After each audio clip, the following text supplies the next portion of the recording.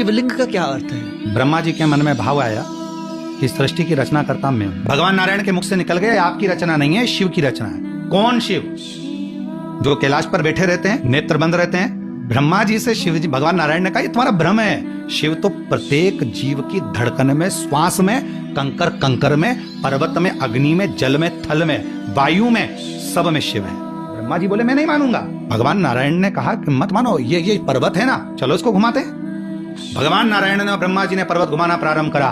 घुमाना क्यों प्रारंभ किया? उनको जानने के लिए। आप कह रहे हो ना कि सब में शिव है। घुमाया पर्वत, तभी एक आकृति लिंग की प्रकट हुई। भगवान नारायण ने हाथ जोड़कर जो स्तुति करना प्रारंभ करी, शिवलिंग में से आवाज आने लगी, ब्रह्मा इस सृष्टि का रचना करता मैं हूँ। ब्रह्मा जी बोले मैं मानने को तैयार हूँ कि शिव सब जगह है, पर मुझे अब इनका शीश देखना है। आप चरण ढूंढ लो। भगवान नारायण कहने लगे अच्छी बात है, मैं चरण देखता हूँ। ब्रह्मा जी ऊपर गए शीश ढूंढने के लिए, भगवान नारायण चरण की ओर गए।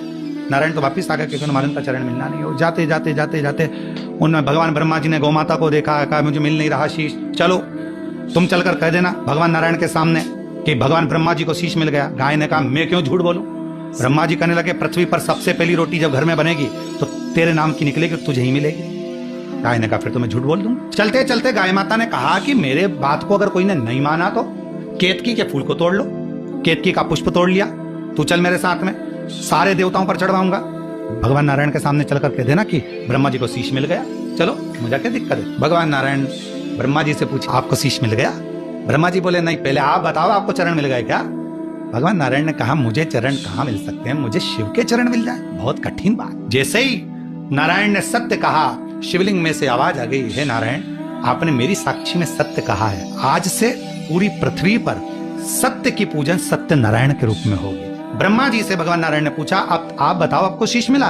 ब्रह्मा जी बोले मुझे तो शीश के दर्शन हो गए। अगर ना मानो तो गौ माता से पूछ लो। गाय ने कह दिया कि ब्रह्मा जी को शीश का दर्शन हो गया। शिव जी ने आकाशवाणी करके कहा गौ माता तो जगत की मां होकर झूठ बोलती है, मैं तुझे श्राप देता हूं कि तेरा पूरा शरीर पूजा जाएगा पर तेरा मुख अपूज्य माना जाएगा। आखिरी में ब्रह्मा जी ने कहा कि केतकी के पुष्प से पूछो, तो केतकी का पुष्प भी झूठ बोल दिया। भगवान ने श्राप दे दिया, अरे केतकी सारे देवताओं पर चढ़ेगा पर शिव पर कभी नहीं चढ़ेगा। ब्रह्मा जी कह रहे नहीं, मैंने शीश का दर्शन किया।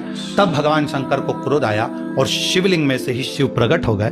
उन्होंने अपने पांव का नख तोड़ा, काल भैरव प्रकट कर दिया। काल भैरव से कहा इसका शीश काट दो। काल भैरव ने अपना नख तोड़ा, ब्रह्मा जी का जो झूठ बोलने वाला शीश था उसे काट दिया। जहां से झूठ बोलता हुआ शीश लुढ़क रहा था वहीं कर्मनाशा नदी प्रकट हो। तो भगवान विष्णु ने भगवान शंकर जी से कहा इसका क्या होगा, लोग इस शीश से नफरत करेंगे क्योंकि झूठ बोला। तब भगवान शंकर ने कहा इस शीश को मैं बट वृक्ष बना देता हूं, इस बट वृक्ष की छांव में मैं शंकर बैठूंगा और मेरा नाम बटकेश्वर महादेव हो।